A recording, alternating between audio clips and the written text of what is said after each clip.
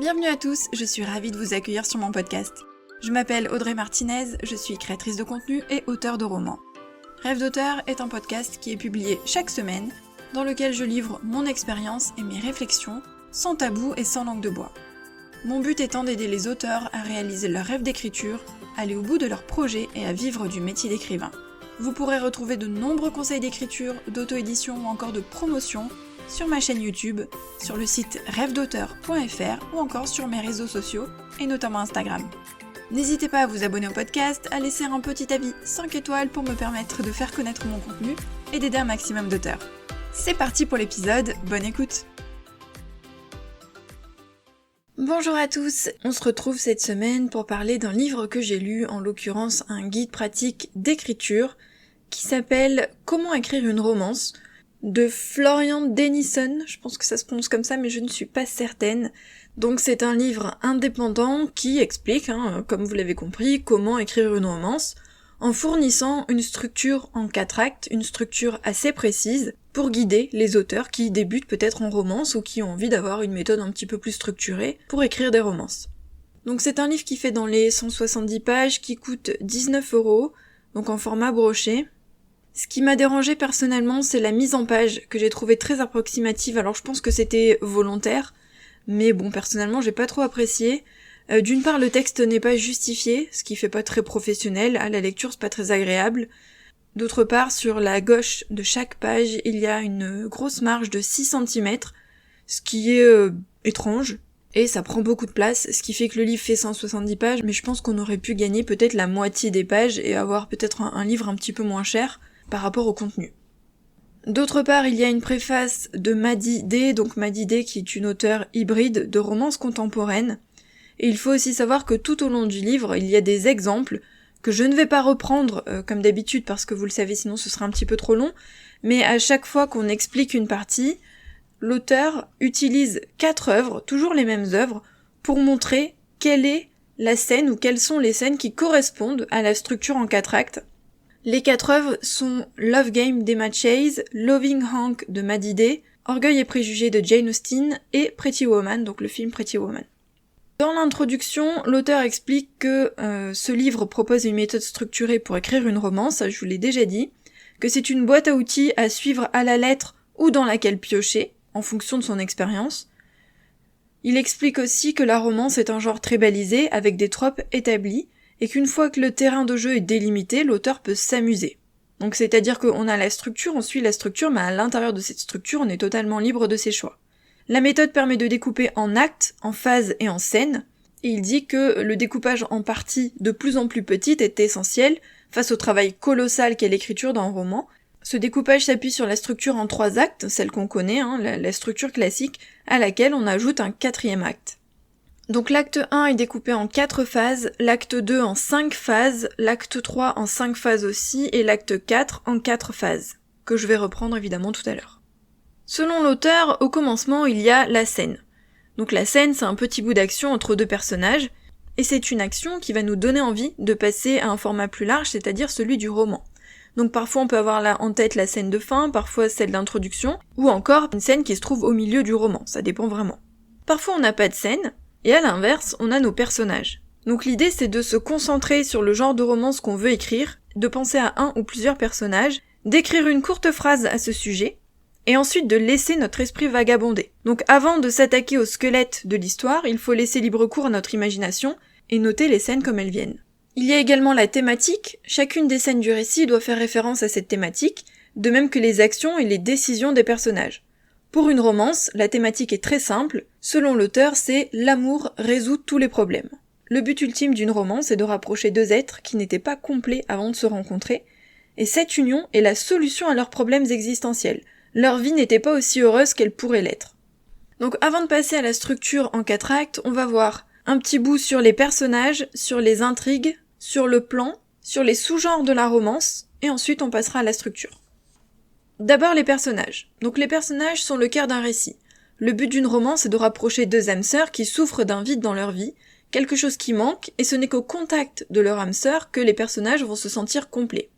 Chacun des personnages doit évoluer tout au long de l'histoire, il faut qu'un changement s'opère en eux et qu'ils ne soient plus les mêmes à la fin. Cette transformation s'appelle l'arc dramatique du personnage. En romance, l'arc de changement est positif, les personnages évoluent positivement. Au début de la romance, les personnages ne croient plus en l'amour ou ont une conception biaisée des relations de couple. Le mensonge auquel les personnages croient les bloque et les empêche d'être heureux. Ce mensonge doit être attaqué, démonté, tout au long du récit pour être détruit. Il peut aller jusqu'à faire croire à votre personnage qu'il est pleinement heureux dans sa vie actuelle. Ce bonheur n'est qu'illusoire et c'est la rencontre avec l'âme sœur qui va révéler ce fait. Le mensonge doit être expliqué et révélé de façon progressive et subtile et doit être distillé dans chacune des scènes. Plus les âmes sœurs correspondent au mensonge de l'autre, plus on crée du conflit. Exemple, une femme qui pense que tous les hommes sont séducteurs, son âme sœur est par exemple un stripteaseur ou une rockstar. Le mensonge auquel le personnage croit vient en fait d'une blessure secrète. Cette blessure est un événement important qui a marqué le personnage au fer rouge et qui a cultivé ce mensonge. En revanche, le message sur la blessure doit avoir un rapport avec l'amour ou les relations. Cette blessure doit être révélée au moment opportun. Quand un personnage livre sa blessure secrète, ça va être un moment qui va connecter encore plus les deux êtres. Concernant les intrigues, dans une romance, l'intrigue principale concerne l'histoire d'amour. Les personnages sont incomplets, quelque chose manque à leur vie, et c'est en grande partie à cause de la blessure. Ils vont se rencontrer, se compléter et se rendre meilleurs. On peut évidemment imaginer des sous-intrigues, le récit sera d'autant plus intéressant et complexe, les intrigues vont enrichir la romance. Attention, pas plus de 2 sous-intrigues pour ne pas détourner l'attention de l'histoire d'amour. Le plan. Certaines croyances ont la vie dure, dont celle qu'un auteur est un être un peu à part qui est régulièrement frappé par l'inspiration. Ces individus exceptionnels seraient exempts de structurer leur roman selon un plan bien défini. Où serait l'originalité si l'on devait tous suivre le même plan ? Quelle place aurait notre imagination ? Il faut se rendre à l'évidence, avec 36 situations dramatiques de départ et des bases solides et immuables établies depuis la Grèce antique, toutes les histoires ont déjà été écrites. Ce qui fait l'originalité même de l'histoire, c'est vous. Vous êtes unique.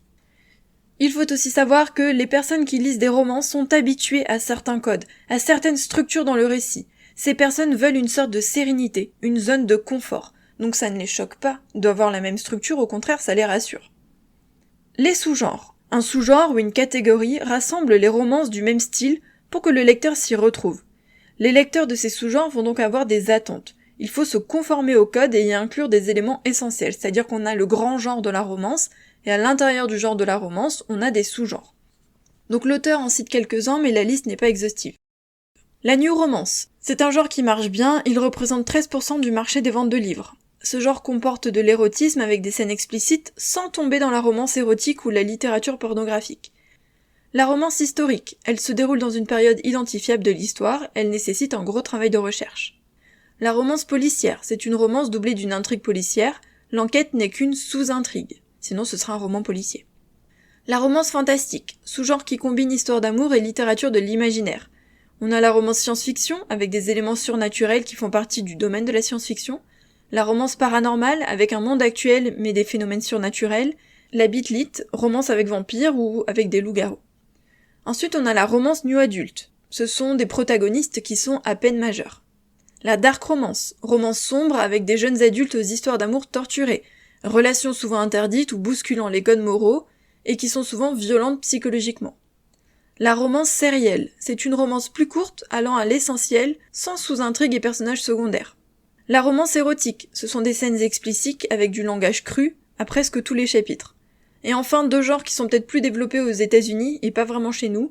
La romance chrétienne, donc c'est une histoire d'amour entre 2 personnages selon les canons de la religion chrétienne, et la romance second age, c'est-à-dire avec des personnages qui sont dans le 2e ou le 3e âge. Passons maintenant à la structure en 4 actes. Donc l'acte 1, c'est l'introduction au récit et aux personnages. Ils apparaissent dans leur quotidien, on montre les règles de l'univers. On donne des indications sur le sous-genre.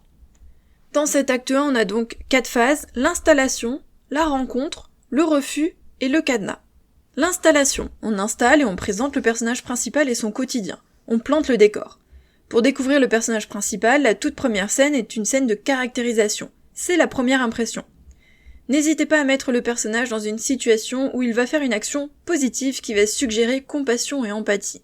Il ne faut pas non plus oublier le mensonge auquel le protagoniste croit. Son quotidien est régi par celui-ci sans qu'il s'en rende compte. Il faut distiller des éléments qui permettent au lecteur de comprendre. Le protagoniste ne voit les relations que par le prisme de ce mensonge. Le but de la scène de caractérisation est de créer de l'empathie et il n'y a rien de mieux que le conflit pour ça. Imaginez une scène où la réaction à ce conflit va le caractériser. Pour résumer, la phase d'installation dépeint les protagonistes dans leur quotidien tout en expliquant avec subtilité leurs manques affectifs et ce dont ils auraient besoin pour vivre heureux. Deuxième phase, la rencontre. Cette rencontre est l'élément déclencheur. C'est une rupture avec le quotidien du protagoniste. Cet événement marque un tournant. Son apparition fait que la vie du protagoniste est changée. Il y a un avant et un après. Une porte s'ouvre vers un avenir complètement différent. La rencontre va remuer beaucoup de choses chez vos personnages. Troisième phase, le refus. On dévoile un peu plus d'informations concernant le mensonge et la blessure secrète des protagonistes. Les héros ne veulent pas tomber amoureux. À cause de leurs blessures et du mensonge auquel ils croient, ils refusent de s'engager dans une relation. Leur cœur semble fermé et leur carapace dure comme de l'acier. La rencontre a créé une brèche. Plus les personnages sont opposés, plus la romance sera jouissive. Ils peuvent consommer leur relation ou non, l'important c'est de faire en sorte que le lecteur comprenne les raisons du refus. Enfin le cadenas, durant cette phase on scelle le destin des protagonistes. C'est le point de non-retour, ils ne pourront plus avoir d'autre choix que de se côtoyer. Ils ne peuvent pas s'éloigner l'un de l'autre. Par exemple, on peut les obliger à travailler ensemble ou les bloquer ensemble quelque part. À la fin de cet acte 1, on peut lancer les intrigues secondaires, surtout si elles ajoutent du conflit. Ensuite, on passe à l'acte 2. Petit à petit, dans cet acte 2, on démolit le mensonge qui bloque le personnage. Il va falloir apporter du corps et de la crédibilité à l'histoire et à la relation qui s'établit entre les protagonistes. Il faudra montrer que les héros sont faits pour être ensemble. Les protagonistes seront réticents au changement, cet acte 2 sera un tango relationnel. C'est dans ce deuxième acte que les héros vont tomber amoureux. On va avoir des scènes où les héros entreaperçoivent le bonheur mais se rétractent au dernier moment. Cet acte 2 est divisé en 5 phases. Le second refus, la première fissure, l'attraction indéniable, pourquoi pas, et à mi-chemin du bonheur. Première phase, le second refus. On réitère la volonté des héros de ne pas être ensemble. Il faut trouver des scènes qui rappellent les enjeux et les raisons pour lesquelles les personnages ne veulent pas être ensemble. On change le point de vue. Si le premier refus était du protagoniste 1, ici c'est le refus du protagoniste 2. On va plonger le lecteur dans la psychologie et le passé des personnages. On en dit un peu plus sur les raisons du mensonge et pourquoi il est difficile d'accepter de se mettre en couple. Ensuite, on a la première fissure. Les deux héros ont construit un mur autour de leur cœur. Les scènes vont craqueler ce mur, le fragiliser pour qu'il s'effondre. Dans la première fissure, on met un coup de marteau dans la paroi. L'un des héros va expérimenter une scène qui doit le faire réfléchir et se poser des questions sur l'autre. Les éléments de cette phase doivent être assez marquants pour que la fissure ne puisse pas se reboucher facilement. Les scènes doivent aller à contre-pied de l'attitude des âmes sœurs. Exemple, un personnage censé être égoïste qui surprend l'autre avec une scène de générosité. On montre le personnage sous un autre jour, c'est une fenêtre ouverte sur la véritable nature des héros. Quelque chose qui fait se questionner sur l'autre et qui lui montre un autre aspect qui le rassure. Troisième phase, l'attraction indéniable. La carapace est craquelée, les héros vont entamer une lente, tomber dans les bras l'un de l'autre, un chemin progressif vers l'autre. Ils penseront à l'autre constamment, la température va monter petit à petit. C'est une phase d'attraction, on joue sur les scènes où le contact physique est omniprésent. Les héros ont jeté un œil à travers la fissure de l'autre et ont vu quelque chose qui leur plaît. Quatrième phase, le pourquoi pas. On arrive à la moitié du récit. Les deux héros cèdent à la tentation. Si les héros n'ont pas encore consommé leur désir, c'est le moment. La scène doit être plus intense vu le rapprochement des héros, c'est plus émotionnel, plus réfléchi, basé sur le cœur. Les héros vont se demander ce que ça pourrait faire de lâcher prise. Enfin, dernière phase de cet acte 2, à mi-chemin du bonheur. On présente aux personnages tout ce qu'ils veulent, tout ce dont ils ont toujours rêvé. On leur prouve que le bonheur est accessible. Dans cette partie, vos âmes sœurs vont montrer à quel point elles ont compris que l'autre a toutes les qualités pour être le bon ou la bonne. Ils ont ouvert une brèche dans la carapace. Laissez les personnages prendre une grande bouffée d'oxygène, ils sont au sommet, et ensuite on les plongera dans le vide. Arrivé à la fin de l'acte 2, on est normalement à la moitié du récit, en sachant que chaque acte fait environ 25%. L'acte 3. Dans le troisième acte, les héros vont en baver. On jette de l'huile sur le feu. Cet acte est une douche froide. On jette des obstacles sur leur chemin. Ils ont pu entrevoir le bonheur, ils savent ce qui est en jeu et ne peuvent ignorer le fait que l'autre est leur âme sœur. Cet acte 3 est divisé en 5 phases. L'ombre du doute, l'ombre s'épaissit, le recul, la levée de bouclier et la séparation. L'ombre du doute. On les fait redescendre de leur petit nuage et on met un coup de pied dans la fourmilière. On sert des scènes qui vont raviver les peurs et les inquiétudes. L'acte 3 est le plus sombre. On sème des embûches dans la relation. C'est une descente aux enfers qui va égratigner la confiance qu'ils avaient eu tant de mal à s'accorder. On reprend les bases du mensonge pour imaginer ce qui pourrait leur arriver de pire. On plante le doute. Deuxième phase, l'ombre s'épaissit. Le doute va faire son bout de chemin dans l'esprit des protagonistes. Quelque chose a refait surface et le doute s'installe. Grâce au cadenas, ils sont dans une situation où ils ne peuvent pas se dépêtrer l'un de l'autre.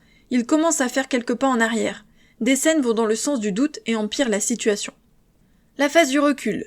Les héros verbalisent le fait qu'ils souhaitent faire un gros pas en arrière pour ne pas souffrir. Ils ne le disent pas forcément à l'autre, mais par exemple, ils en discutent avec les personnages secondaires. Les protagonistes peuvent aussi se parler intérieurement et exprimer leur réticence, avec les raisons pour lesquelles ils ne souhaitent plus s'investir dans la relation. Les raisons doivent faire référence à leurs blessures secrètes. Ils mettent un coup de frein dans l'élan de leurs sentiments pour ne pas souffrir. Ils vont se protéger au lieu de se mettre à nu. Quatrième phase, la levée de bouclier. On imagine une scène qui lève le voile sur leurs doutes et qui donne raison aux protagonistes. Ils ont la preuve qu'ils cherchaient et se disent qu'ils avaient bel et bien raison de ne pas vouloir tomber amoureux. Ils vont réussir à s'en persuader, ils vont refermer leur carapace. Enfin, dernière phase, la séparation. C'est le climax, le moment crucial où un pic d'émotion s'empare du public. Les personnages ne doivent pas se séparer à cause d'éléments extérieurs. Ils se séparent à cause de leur décision. Ils font ce choix. Le lecteur découvre toute l'ampleur de la blessure secrète du personnage qui fait le choix de la séparation. Le protagoniste croit son mensonge au lieu d'ouvrir son cœur et de s'exposer à une potentielle déception. C'est la peur de souffrir qui régule ce choix. Leur décision semble irrévocable. Acte 4. Cet acte est une bataille entre les conséquences de la blessure secrète de vos héros, une guerre contre les idées reçues et le mensonge auquel ils croient, un duel contre leur propre raison. Dans le dernier acte, c'est le cœur qui va parler. On va entamer une progression l'un vers l'autre. On reprend tous les éléments de l'acte 2 pour faire éclater la carapace des héros. On combat le mensonge. Les héros vont partir à la reconquête de l'autre. Cet acte est découpé en 4 phases. Le blues, la décharge électrique, la preuve d'amour et le « ils vécurent heureux ». Le blues. C'est une phase de solitude et de blues post-séparation. Ils vont repenser aux choix qu'ils ont faits et vont se prendre le contre-coup en pleine face. C'est une phase sombre, pleine de questionnements et de doutes. Les protagonistes doivent se sentir stupides et se rendre compte que ce n'était pas ce que leur cœur leur disait et qu'ils doivent en finir avec leur carapace. Imaginez une scène intense et puissante dans laquelle les protagonistes pensent à tout le chemin parcouru. Ils doivent comprendre qu'ils sont responsables de leur malheur. N'hésitez pas à faire intervenir des personnages extérieurs afin d'aider les héros à parvenir à cette conclusion. La décharge électrique. Les personnages sont à l'aube d'un grand changement. Ils ont compris qu'ils doivent briser leur carapace et se débarrasser du mensonge une fois pour toutes. Ils vont utiliser l'énergie du désespoir pour faire ce qu'ils auraient dû faire, partir à la reconquête de leur âme sœur. Ils vont faire le choix de l'amour plutôt que de celui de l'autopréservation qui ne mène qu'à la solitude et à la tristesse. Les scènes de cette phase vont mener les personnages à imaginer un plan pour retrouver leur âme sœur et ouvrir leur cœur. La phase de séparation a dû être élaborée de sorte qu'il ne soit pas facile de se rabibocher. En tout cas pas en un claquement de doigts. Il faut prendre son courage à 2 mains et lui prouver par des actes qu'il a fait une bêtise. La preuve d'amour. La preuve d'amour doit être spectaculaire et régaler vos lecteurs. Vos protagonistes vont devoir braver leur plus grande peur pour prouver à leur âme sœur qu'ils ne peuvent pas vivre sans elle. Ces scènes doivent être épiques. L'enjeu est maximal, pensez aux scènes finales de vos films romantiques préférés. La preuve d'amour doit être mémorable, les personnages ne sont pas sûrs à 100% de la réaction de l'autre. Ils vont se mettre à nu et faire fi du ridicule ou du danger. Cette phase doit conduire à la fin heureuse que tout le monde attend. On peut aussi décider d'ajouter un petit cliffhanger avant la résolution finale. Enfin le « et ils vécurent heureux ». C'est dans cette phase qu'on montre le bonheur entre les 2 protagonistes. On montre la vie des 2 âmes sœurs qui ont brisé leur carapace. L'idée est de présenter tout le chemin parcouru par les âmes sœurs. Toutes les tensions accumulées tout au long de l'histoire doivent être apaisées. Le lecteur doit ressentir une sensation de plénitude. Voilà pour les 4 actes de cette structure. L'auteur finit son livre avec une boîte à outils. Premier point, jouer avec la structure. On peut jouer avec les règles mais en réalisant des ajustements mineurs qui gardent l'essence de la structure exposée. Quand on la maîtrise suffisamment, on peut s'amuser avec elle. Il faut surprendre les lecteurs pour les divertir. Ensuite, le conflit. Une histoire sans conflit est une histoire qu'aucun lecteur ne pourra terminer. Il n'éprouvera aucune empathie pour les personnages et se désintéressera rapidement du récit. Imaginez ce qui pourrait arriver de pire à vos personnages, ce qui serait désastreux pour leurs relations, et apportez ensuite les résolutions au lecteur. Le conflit crée l'empathie, et quand vos personnages sont confrontés à l'adversité, c'est là qu'ils se révèlent et que les lecteurs apprennent à les aimer de plus en plus. L'ironie dramatique. L'ironie dramatique est une forme d'ironie créée par les situations où le lecteur possède des informations qu'un personnage n'a pas ou qu'il interprète mal. L'ironie dramatique est un outil puissant qui plonge encore plus le lecteur dans l'histoire, puisqu'elle l'implique directement et le rend complice de l'intrigue. Lors d'importants nœuds dramatiques comme la phase de séparation, l'ironie dramatique joue un rôle prépondérant. Imaginez votre protagoniste qui décide d'arrêter la relation avec son âme sœur sur la base d'informations dont seul le lecteur sait qu'elles sont totalement erronées. Le « et si », c'est une technique qui est utile pour démarrer une histoire, mais aussi si l'auteur est en panne ou manque d'idées. On laisse son esprit divaguer et son imagination voguer. On note noir sur blanc toutes les idées qui viennent. Enfin, le questionnaire de Proust, un outil pour bien camper les personnages et bien les connaître. On pose une liste de questions aux personnages et ça permet de dessiner leur caractère. Voilà pour le livre Comment écrire une romance. Petite précision, au niveau de la structure, vous n'êtes pas obligé de suivre la structure évidemment point par point. Il y a des éléments qui ne vont peut-être pas vous servir ou des éléments que vous allez vouloir inverser. Enfin, petite précision, les deux protagonistes ne sont pas obligés d'avoir des blessures secrètes. En général, c'est le cas, mais on peut très bien faire en sorte que l'un des deux héros soit dans une période difficile ou ait une blessure secrète ou soit blessé par son passé, et que l'autre héros soit bien dans ses pompes et qu'au contraire, il s'accroche parce qu'il a envie de connaître cette personne-là, qu'il a envie de l'aider à aller mieux. Donc on peut très bien imaginer que l'un des deux héros n'a pas de blessure particulière, va très bien dans sa vie, et que un seul des deux est blessé, croit à un mensonge et à une blessure secrète. Après on peut évidemment faire en sorte que les deux aient des blessures secrètes, à condition de bien jongler tout au long du roman pour les faire évoluer l'un et l'autre.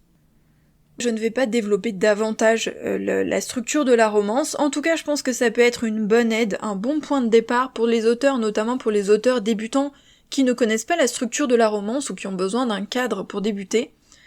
Je vous invite à acheter le livre si jamais vous voulez avoir plus d'informations, puisque comme vous le savez, je n'ai pris que les points essentiels.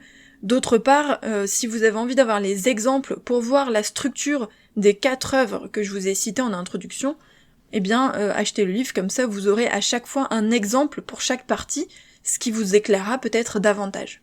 Je vous mettrai le lien évidemment dans les notes de l'épisode si vous voulez acquérir le livre, et puis nous on se retrouve la semaine prochaine pour un nouvel épisode de podcast. Bye!